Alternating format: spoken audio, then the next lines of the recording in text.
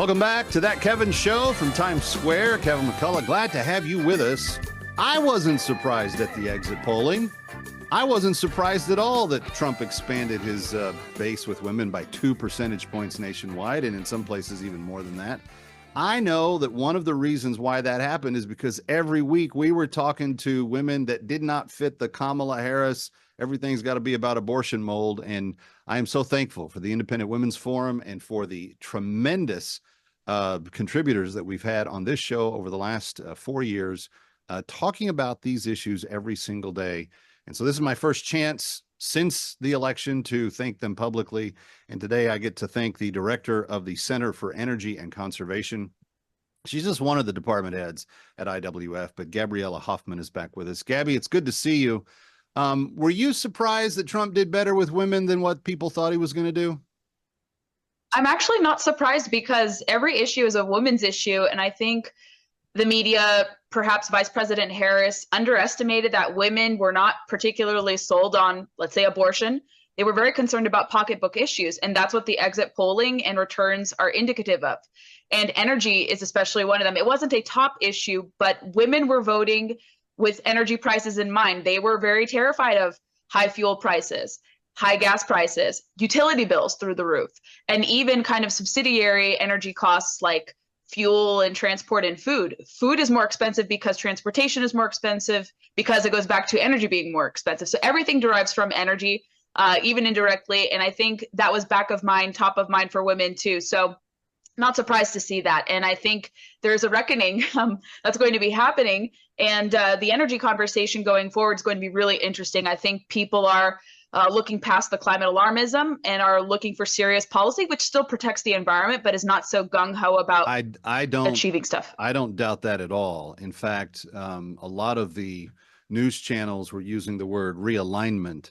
I think that we are seeing a fundamental restructuring of what government is going to be expected to accomplish and understand about the people that sent them there. I don't think anybody saw 300 electoral votes, popular vote win, expansions in the Senate, expansions in the House, and sweeping all of the swing states. I just don't think that anybody, if you'd drawn that up ahead of time, I don't think anybody would have said that that was what they thought was going to happen. I did kind of predict it with my map, but I got Virginia wrong. I thought he would tip the scale there. Let's stay on the energy issue for a second, because that's your real strength. The Harris campaign never addressed it. They never were asked to address it. They didn't have to. But the president would oftentimes only say, drill, baby, drill, and didn't at times get a lot more granular than that. I would like to see out of the energy department of the new cabinet, I would like to see a lot more meat on the bones when it comes to domestic drilling in particular. What do you think it looks like? Expanded leases? Is the Keystone Pipeline back on the menu? What are we talking about here from kind of day one? Concretely, what we're going to see is probably a reversion back to the Trump years. I'm not sure if the Keystone Pipeline is still in consideration, because I think the permit was terminated unless it gets renewed somehow. But because there's going to be a climate that is perhaps more friendly to infrastructure projects like that, we perhaps could see it renewed if it hasn't been wholly canceled. And that leads me to kind of 3 points or 3 takeaways that your listeners and viewers should be cognizant of, or what to watch out for. Okay. We're going to see a permitting reform now that there's a Republican trifecta. If they're going to be serious about really unleashing energy, you have to get permitting reform under control and out there. It's long overdue to do it. More heavily skewed towards reliable energy, such as coal, oil, and natural gas, and also nuclear. Nuclear is going to be a big part of the equation. President-elect Trump has slightly touched on nuclear. He's gone into nuclear technology a little bit, straying away from the energy, but he has said that he would like to see more nuclear. Nuclear is pretty bipartisan now, especially Republicans are warming up to it, and I think the country will respond as well. Second, there has to be deregulation. But deregulation doesn't mean that there's going to be decimation of environmental quality. We saw during the Trump years that even though they got rid of 8 regulations, for every new regulation created, we saw cleaner air, cleaner water conditions, we saw emissions go down, and we didn't have to really ascribe ourselves to this wokeism that has largely dominated the energy and conservation policies of this administration.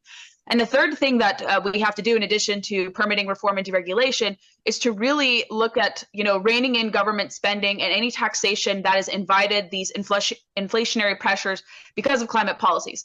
Top of mind to me would be the termination of the Inflation Reduction Act. Some Republicans may not like that because they have benefited from it in their districts. A couple, 20 or so in the House, had said we support it, and there's always rumblings of Republicans like parts of the IRA, even if they didn't vote for it.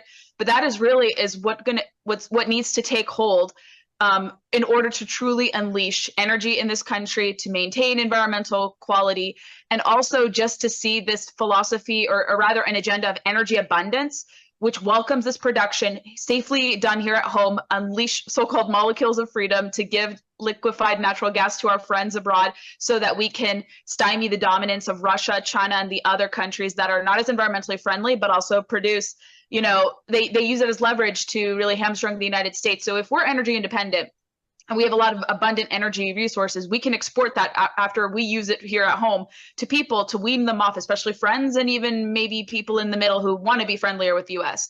We can help them wean off of reliance from China and Russia, which are dominating energy and shouldn't have. But because of our deference to net zero under Biden-Harris, we've really shrugged off our leadership here, giving people who are despoilers of the environment domination of the energy issue. So those are three things we have to look for. It's going to be interesting if they're going to use the mandate to truly do that. Do they keep some holdover Biden-Harris policies? But I think with that mandate that they have prescribed to them from the regulatory state, you're not going to see a lot of obtuse rulemaking. You're going to see an elimination of household appliance efficiency standards, which are mandates. The EV mandate's going to be gone. You're going to see kind of this peeling back of restrictions on public lands, not only for energy production, but even for access. Biden and Harris were clamping down on access for hunters and anglers. Two people don't know this, and this is something I've communicated to fellow hunters and anglers through our center and outside of my work at IWF. But even your ability to have fun in nature was being stymied by Biden and Harris. Yeah. So you're going to see also that go away as well. Well, we've got some more to get into, but I want to just make mention that there was a very clear talking point that the president invoked a lot at his rallies, and that was that while he was very proud of his appointment of RFK to head up kind of the health emergency aspects of his administration, that he was going to keep him separate from the energy independence discussions.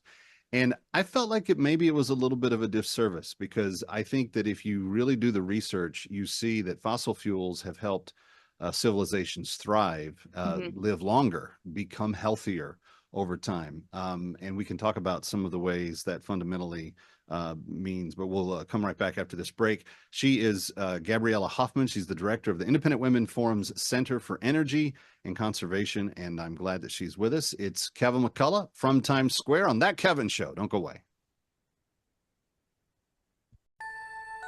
All right, friends, just a few days left for you to get your registration in. SugarFinaHoliday.com if you want to take a try at winning one of 3 advent calendars from the Candy Kings themselves. SugarFinaHoliday.com, including the Hello Kitty 50th Anniversary Advent Calendar. Go to SugarFinaHoliday.com to register for your chance to win. SugarFinaHoliday.com, SugarFinaHoliday.com. Stick around for more of That Kevin. Next, That Kevin Show with Kevin McCullough.